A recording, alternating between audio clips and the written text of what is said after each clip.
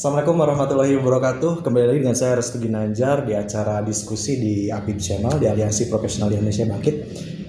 Alhamdulillah pada kesempatan kali ini saya bersama atau kedatangan narasumber yang sangat militan lah. Sering demo di mana-mana. Ngeri lah, saya juga kadang suka malu gitu, masih muda ini ada ibu-ibu yang paling depan, militan di depan teriak-teriak wah, sedangkan saya masih diam atau rata-rata pemuda diam. Nah baik, saat ini saya dengan Ibu Andi Neni, beliau aktivis mama yang sudah malang melintang lah, baik di nasional, di Jawa Barat untuk aksi-aksi ya Bu. Iya. Terakhir kemarin aksi apa Mbak? Ibu? Aksi tanggal 28 Oktober Restu. Sumpah Pemuda Iya, ya? Sumpah Pemuda itu kemarin. Itu aliansi emak-emak menggugat Iya. aparat ya?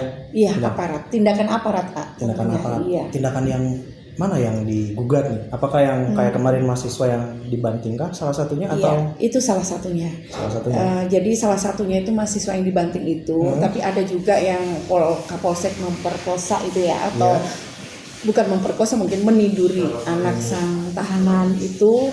Terus kemudian ada juga polisi yang meniduri istri tahanan juga. Kemudian ada polisi yang narkoba juga bersama pasukan anggotanya ya.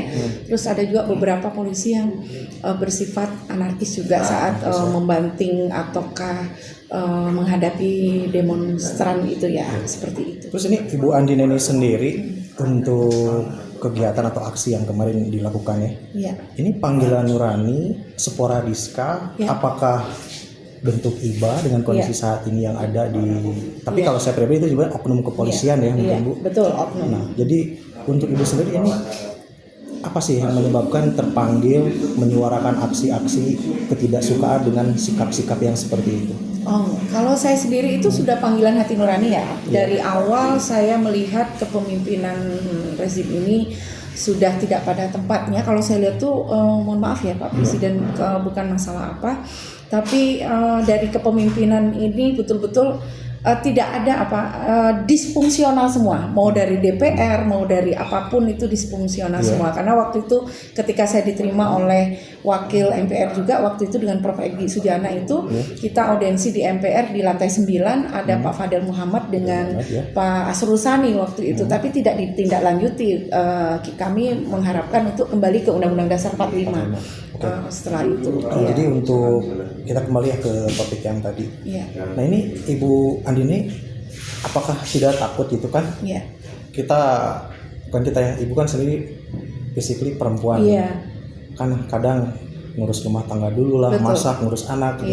Kok bisa-bisanya gitu nyempatin waktu untuk ngebela yang mungkin tidak ada sangkut pautnya dengan Ibu Andi Neni.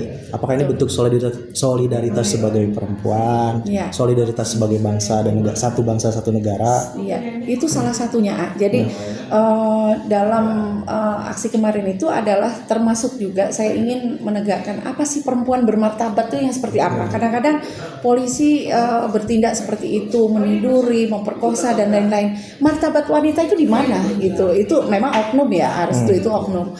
Lalu untuk bangsa ini kalau misalnya aksi-aksi yang lain waktu itu meninggalnya petugas KPPS itu aksi saya juga jadi korlap. Kemudian ada lagi beberapa pemilu curang saya juga jadi korlap, jadi emak-emak Jabar. Lalu ketika Pilpres saat itu juga terjadi kejanggalan-kejanggalan ya saat itu, dan itu sangat mengena di hati saya bahwa ini tuh perjuangan yang betul-betul harus kita perjuangkan, bukan hanya ingin pencitraan, bukan hanya ingin cari panggung, bukan apapun, karena dari hati nurani saya sendiri. Baik. Nah, untuk Ibu Andi ini untuk keluarga sendiri tuh kayak mungkin suami, anak mendukung tidak atau khawatir tidak nih? Mendukung atau khawatir juga? Iya, kalau suami saya sebenarnya khawatir juga ya, mengkhawatirkan saya karena suami saya juga tidak bisa melarang karena dari Eyang Buyut saya juga, Buyut juga seorang pahlawan revolusi juga ya, yang dibunuh oleh PKI dan sebagainya gitu, walaupun itu Eyang ponakan gitu ya, artinya itu sangat menyentuh hati saya gitu. Kenapa bisa PKI melakukan hal itu? Jadi saya ingin negeri ini lurus ke depannya bahwa tidak ada unsur-unsur partai yang terlarang itu lagi gitu. Dan saya harapkan seperti itu. Namun saat ini kan yang terjadi walau alam bisawab yang sudahlah kita lihat seperti itu. Begitu. Nah, yang tadi kan disampaikan juga Iya. masalah negeri ini tentang rejim yang kurang apa tadi? Iya. Nggak- Kurang disfungsional dalam segala hal. Iya. Kalau yang Ibu pandang, memangnya kondisi sekarang ini di pemerintahan Pak Jokowi tentunya seperti apa yang Ibu lihat? Kalau saya katakan, mohon maaf ya Pak Presiden, bukan berarti saya terlalu berani mengatakan ini, namun saya melihat berdasarkan fakta yang kita sedang kita sedang gugat di TPUA. Kebetulan saya Humas 2 di TPUA.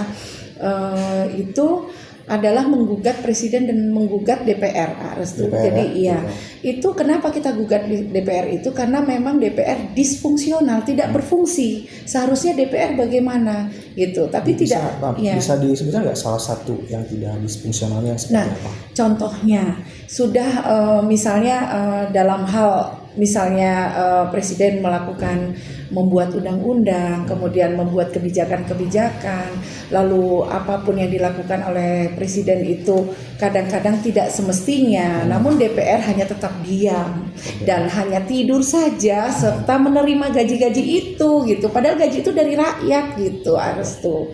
Maksudnya, jadi kami berharap DPR yang selama ini kita kritik di tim TPUA itu betul-betul jangan menjadi disfungsional yang tidak berfungsi gitu, seperti itu. Karena ketika dipanggil juga hanya ada tanda tangannya Puan Maharani, yaitu tidak semuanya bertanda tangan di situ. Padahal beberapa orang yang harusnya bertanda tangan tidak ditandatangani.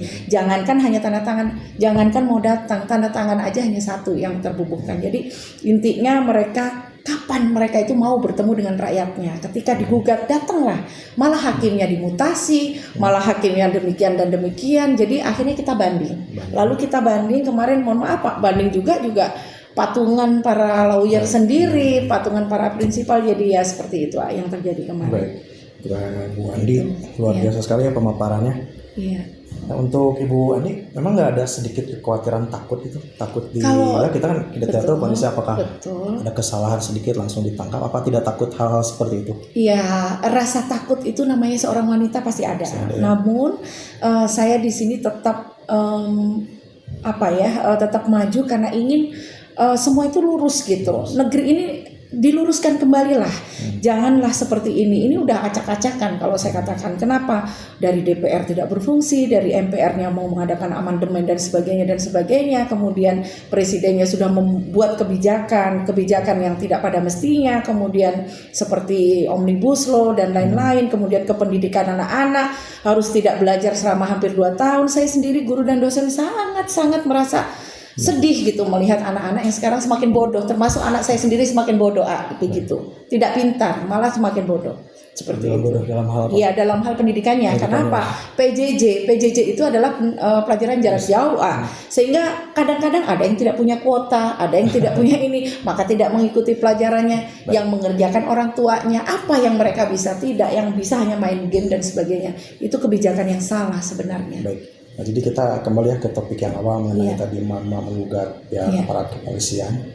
Keinginan Ibu Andi Neni terhadap kepolisian Indonesia ingin seperti apa? Ini kan sekarang kasusnya sekarang lagi terangkat lah seperti tindakan asusila seperti tadi, terus membanting mahasiswa, pemukulan. Keinginannya seperti apa? Ya begini, saya ingin, karena itu hanya oknum bukan oknum, Polri betul. seluruhnya. Saya ingin oknum Polri yang seperti itu diusut tuntas dan ditindak secara tegas, bukan hanya di atas materai 10.000. Materai 10.000 selesai, itu bukan tindakan yang tepat. Karena untuk orang lain aja bisa disel oleh Pak Jokowi. Ada beberapa orang yang mengatakan kebenaran langsung disel. Nah, namun pada saat para Polri oknum ini belum tentu apakah mereka dipecat, apakah mereka disel atau bagaimana. Dan saya ingin sebagai rakyat, sebagai perwakilan dari mak-mak juga, bahwa menyatakan usut tuntas tindakan anarkis yang dilakukan oleh Polri, tindakan yang tidak sesuai dengan peri kemanusiaan, itu saya mohon diusut tuntas secara tuntas ya. Kemudian melaksanakan tribrata Polri yang ada di pasal 11, 12, 13 dan 14 pasal tribrata Polri. Demikian. Luar biasa sekali Bu Andi pemaparannya juga yang barusan. Terima kasih ya. Paling ini Bu Andi kan tadi menyangkut pautkan dengan kondisi sekarang ya. Iya. Pemerintahan Pak Jokowi seperti ini, pihak aparat seperti ini. Iya. Pandangan Ibu Andi ini, jadi kondisi negara Indonesia ini seperti apa saat ini? Kondisi saat ini sedang tidak aman-aman saja. Kondisi saat ini negeri kita sedang terpecah belah. Yang pertama, kemarin disebutkan oleh Menteri Agama, masalah agama, Islam jangan ini dan begini dan begitu. Padahal beliau itu Menteri Agama. Itu. Kemudian yang kedua, masalah yang sudah ada di Indonesia ya saat ini sudah beberapa yang kita gugat seperti Pak Jokowi itu kita gugat di tim TPUA 66 kebohongan Pak Jokowi yang banyak yang sudah disebutkan oleh para advokat melalui suatu gugatan itu sudah dituliskan ada contohnya mobil SMK mengantongi 11.000 triliun, kemudian katanya yang nganggur pun digaji dan sebagainya. Tapi apa yang nyatanya yang ada sekarang? Mereka merasa PPKM lah, inilah dan itu pajak digunakan untuk sampai itu dan lain-lain. Itu untuk mekanismenya prosesnya udah sampai atau sejauh mana di untuk pengadilan? Sekarang taraf banding. Kemarin diajukan oleh advokat dan prinsipal termasuk saya sebagai prinsipal itu sudah sampai ke tahap banding. Jadi karena hakim setelah dimutasi diserah terimakan lagi yang baru yang belum tahu apa-apa sehingga sudah diajukan oleh Prof. Egy Sujana sebagai ketua tim TPUA untuk mengadakan banding dan itu banding itu kita bayar 5 juta sekian dan itu patungan mereka para advokat dengan para penggugat gitu. Baik. Begitu. Kalau begitu Bu Andina ini waktu juga yang sangat mepet ini kan kita ada kegiatan lagi Bu Andina ini. Terima kasih. Terakhir mungkin ini kan masih momen Sumpah Pemuda nih. Iya. Saya minta sih statementnya untuk mumpung masih momen Sumpah Pemuda untuk generasi pemuda-pemudi sekarang Indonesia pengennya seperti apa sih?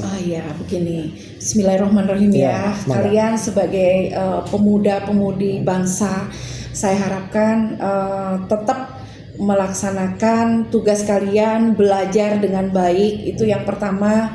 Yang kedua, kalaupun kalian menemukan suatu kejanggalan-kejanggalan, jangan takut. Kalian maju terus dan berjuang, sampaikan pendapat di muka umum baik melalui media maupun melalui lisan maupun melalui aksi. Tidak masalah, kita dilindungi pasal 28 ayat 3. Insya Allah pemuda-pemuda saat ini jangan takut dengan hal kebenaran. Sampaikanlah yang benar tapi beretika, tidak menghujat dan tidak mencaci. Itu saja. Terima kasih. Baik, kalau gitu terima kasih Bu Andina. Tetap sehat selalu, jaga kondisi. Semoga ke depan ada aksi-aksi lagi, tapi aksi-aksi yang positif ya, jangan aksi-aksi ketika ada masalah ya. Baik, terima kasih untuk penonton di Apip Channel. Semoga tayangan ini bermanfaat, khususnya untuk saya pribadi dan khususnya untuk keluarga besar Aliansi Profesional Indonesia Bangkit. Sekali lagi Bu Andi, sehat terus. Amin. Sukses segala urusannya dan sekarang yang sedang diperjuangkan semoga ada hasil yang baik untuk kita semua juga ya. Baik, kalau gitu terima kasih semuanya. Assalamualaikum warahmatullahi wabarakatuh. Waalaikumsalam warahmatullahi wabarakatuh.